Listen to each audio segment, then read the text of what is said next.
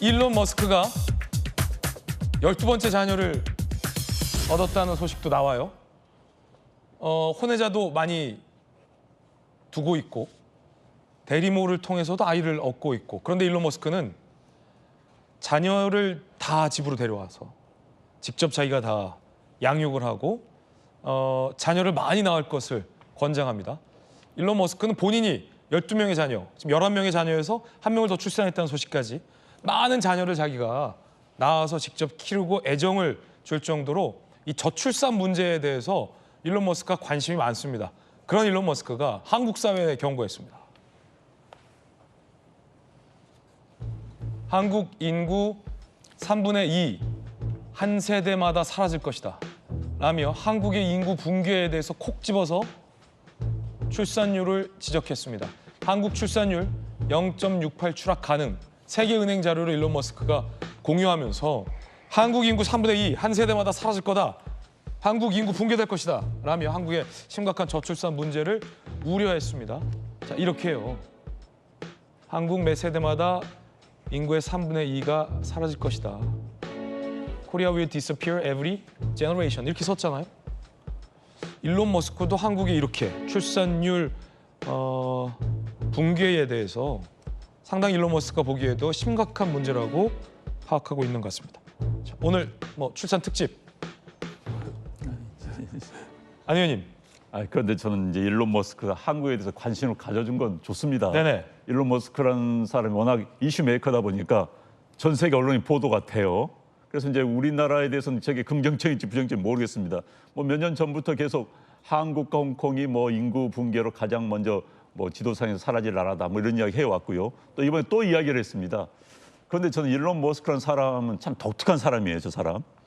얘를 11명 낳았는데 현재까지 11명 낳았는데 본인이 같이 살던 모델 출신 부인한테 체외 수정으로 5명을 낳습니다. 네. 나머지는 대리모를 통해서 낳습니다. 그러니까 이 사람은 얘들을 본인의 자동차 공장에서 애 찍어내시 그런 생각하는 거 아닌가 하는 그런 의구심이 들 수밖에 없는 거예요. 그다음에 이런 이야기를 하죠. 얘는 머리가 좋은 애들을 많이 낳아야 된다. 인류의 위해서.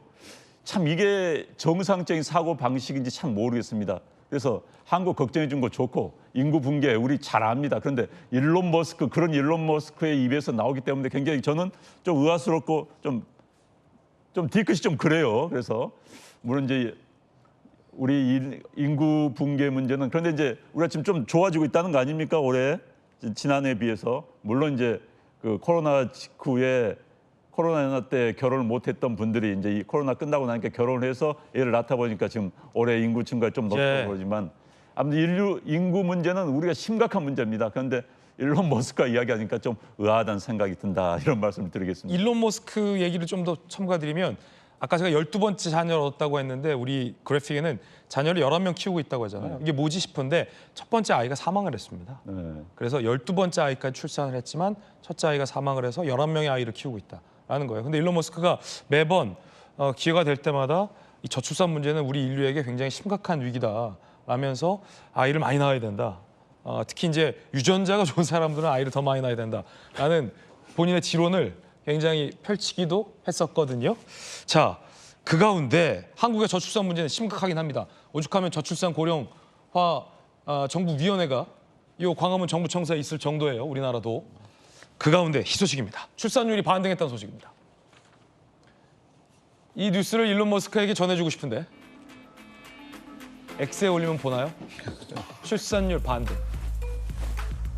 2024년 월별 출생아 수를 보면 쭉쭉쭉 떨어지다가 지금 보세요. 6월에서 9월 하반기에 출산율이 반등을 했습니다. 출생아 수가 10,000명대에서 25,900명으로 올라갔다는 거예요. 자, 이 출생아 수 말고 출산율, 율도 그래프가 혹시 있어요? 없군요. 자, 없는 게 많아요. 출산율을 보면 출산율 그래프에서도 이게 드라마틱하게 반등된 게 보이거든요. 이건 신생아, 출생아 수고 물론 이제 그 비율에 따르겠지만 다행입니다, 김유정 의원님. 그래도 출산율 반등했어요. 네, 아마 그 한국의 소멸 위기, 국가 소멸 위기에 대한 위기감을 우리 모두가 느끼고 있는 게 아닌가 싶은 생각 들고요. 그리고 최근에 이제 결혼도 굉장히 많이 하더라고요. 청첩장 오는 비율을 보면 알 수 있거든요. 그래서 지난 몇 년 동안보다는 작년, 올해 굉장히 많은 것 같아요. 그게 이제 출산율 높이는 데까지도 연결이 됐으면 하는 그런 바람이 있고요.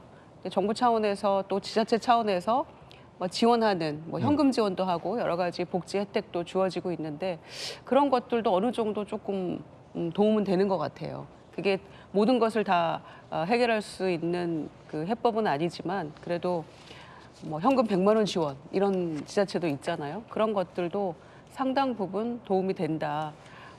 그런 생각이 드는데요. 정부 차원에서 정말 묘수가 없어서 사실은 저출산 고령화위원회가 오랫동안 했어도 그냥 뾰족한 수가 없었잖아요.